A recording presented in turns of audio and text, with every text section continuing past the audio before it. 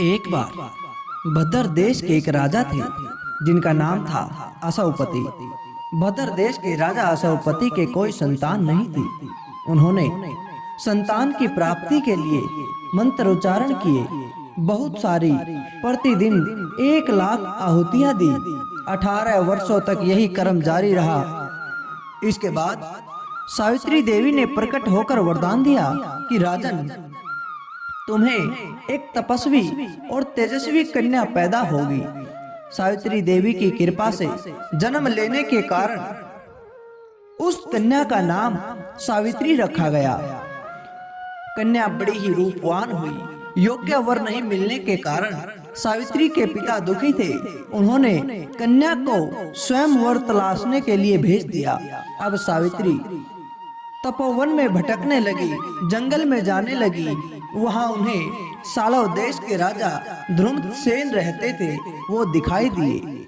उनका किसी ने राज्य छीन लिया था, इसलिए वे वहां जंगल में निवास करते थे। उनके एक पुत्र था।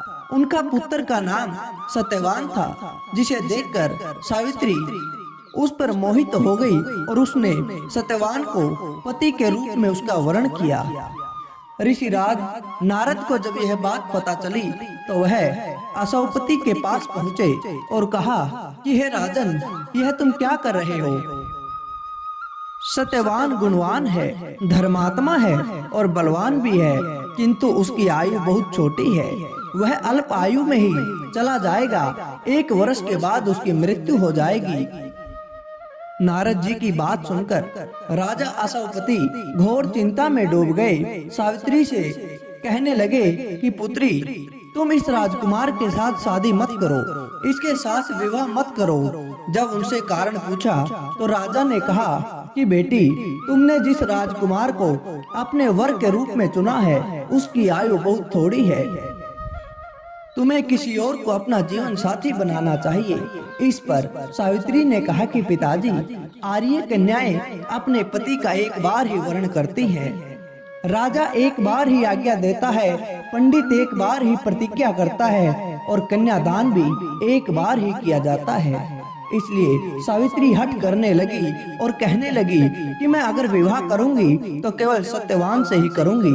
राजा असवपति ने सावित्री का विवाह सत्यवान से करा दिया। सावित्री अपने ससुराल पहुंचते ही अपने सास ससुर की सेवा करने लगी। समय बीतता गया। नारद मुनि ने सावित्री को पहले ही सत्यवान की मृत्यु के दिन के बारे में बता दिया था।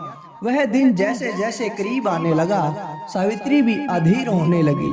उन्होंने 3 दिन पहले से ही उपवास शुरू कर दिया। नारद मुनि उन्होंने उस दिनांक को बता दिया, उस तारीख को बता दिया था कि सत्यवान की मृत्यु हो जाएगी। हर दिन की तरह सत्यवान उस दिन भी लकड़ी काटने जंगल चला गया और सावित्री भी उसके साथ चली गई। जंगल में पहुंचकर सत्यवान लकड़ी काटने के लिए पेड़ पर चढ़ गया। तभी उसके सिर में बहुत तेज दर्द होने लगा। दर्द के कारण सत्यवान पेड़ के नीचे उतर आया और सावित्री अपना भविष्य समझ गई। सत्यवान के सिर को अपनी गोद में रखकर सावित्री सत्यवान के सिर को सहलाने लगी। तभी वहां यमराज आते दिखे। यमराज अपने साथ सत्यवान को ले जाने लगे। सावित्री भी उनके पीछे पीछे चल पड़ी।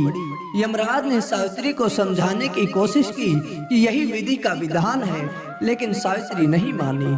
सावित्री की निष्ठा और उनकी पति परायणता को देखकर यमराज ने सावित्री से कहा कि हे बेटी, तुम धन्य हो, तुम मुझसे कोई भी वरदान मांग लो। सावित्री ने कहा कि मेरे सास ससुर वनवासी हैं, अंधे हैं, आप उन्हें दिव्य ज्योति प्रदान करें।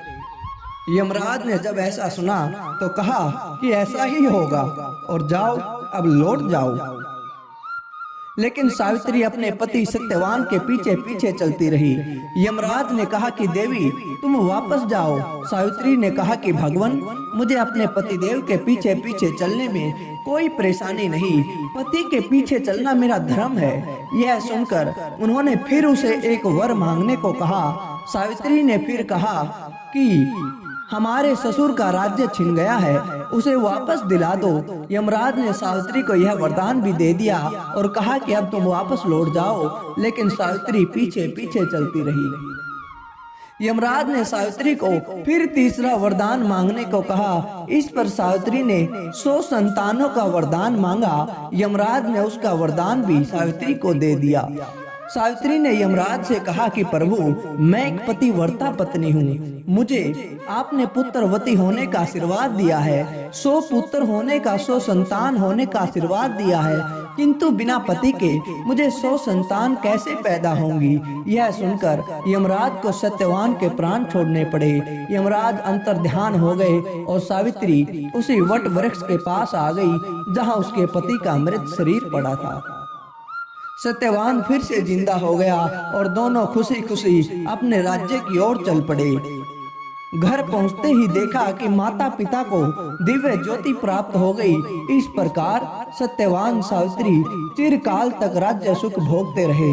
पतिव्रता सावित्री के अनुरूप ही प्रथम अपने सास ससुर का उचित पूजन करने के साथ ही अन्य विधियों को प्रारंभ करे।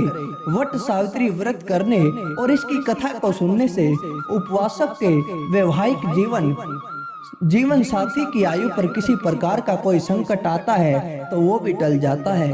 तो प्यारे दोस्तों, यह थी सत्यवान सावित्री की बहुत ही पावन कथा। तो कैसी लगी आपको यह कथा? अच्छी लगी तो लाइक करें, शेयर करें और कमेंट करके हमें जरूर बताएं। धन्यवाद दोस्तों।